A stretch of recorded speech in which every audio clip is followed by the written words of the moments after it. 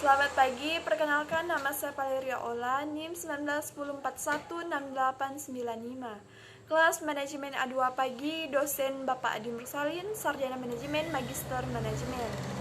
Mata kuliah Manajemen Pemasaran Internasional. Baik, di sini saya akan menjelaskan mengenai ekspor dan impor di Indonesia. Yang pertama itu ada eksportir atau ekspor. Eksportir adalah kegiatan perseorangan atau badan hukum dengan melibatkan atau melakukan suatu kegiatan ekspor.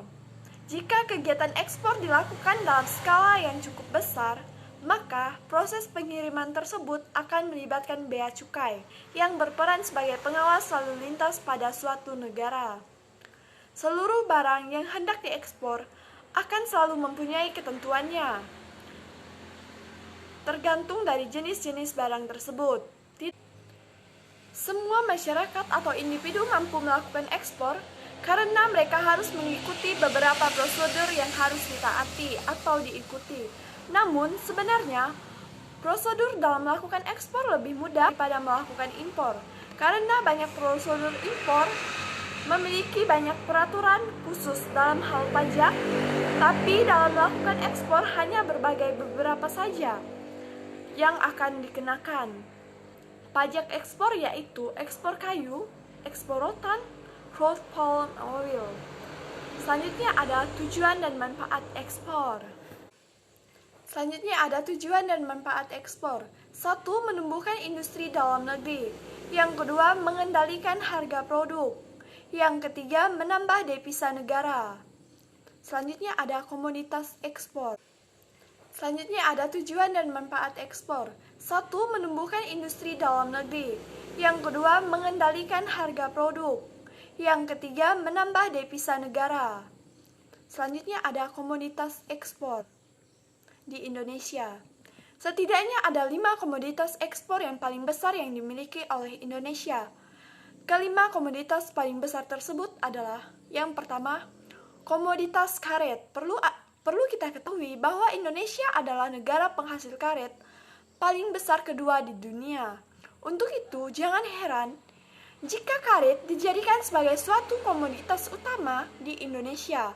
Produk karet Indonesia banyak dikirimkan ke beberapa negara maju seperti Jepang, Cina, dan Amerika. Selanjutnya ada produk tekstil. Banyak jumlah industri tekstil di Indonesia berhasil meningkatkan devisa dalam negeri. Kelapa sawit adalah produk yang biasa dijadikan sebagai bahan baku pembuatan sabun, minyak goreng, mentega, dan beberapa produk kecantikan. Selanjutnya ada produk hasil hutan.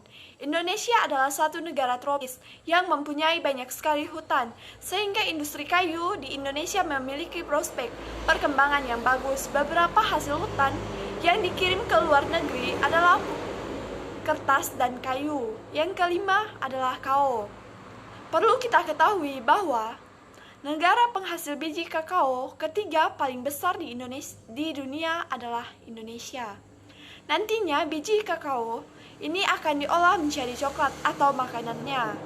Baik, yang selanjutnya adalah bagian dari impor.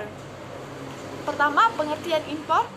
Impor adalah suatu aktivitas memasarkan produk barang dari daerah pabrik atau membeli suatu produk barang atau jasa dari negara lain untuk bisa memenuhi kebutuhan dasar dalam negeri. Sebagai contoh, Indonesia tidak mempunyai produk gandum, sehingga agar bisa memenuhi kebutuhan gandum dalam negeri, maka Indonesia harus mendatangkan produk gandum dari negara lain yang mampu menghasilkan gandum. Aktivitas pengiriman barang impor yang dilakukan dengan skala besar ini membutuhkan proses pendamping dari bea cukai. Umumnya, pihak pemerintah akan menetapkan tarif dari setiap produk impor ke masing-masing importirnya. Hal tersebut menyebabkan produk barang impor mempunyai harga yang lebih mahal karena di dalamnya telah dibebankan biaya pajak yang harus dibayarkan oleh konsumen. Untuk itu, tidak heran jika barang impor memiliki harga yang cenderung lebih mahal daripada barang lokal.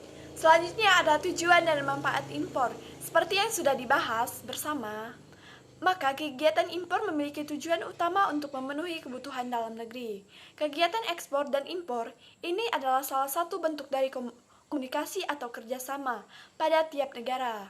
Paling tidak ada satu hal yang harus membuat negara tersebut membangun hubungan yang baik dengan negara lain untuk memenuhi segala kebutuhannya, seperti dalam kegiatan perekonomian. Sementara itu, tujuan dari adanya impor adalah demi meningkatkan neraca pembayaran serta mengurangi adanya keluar devisa daripada negara lain.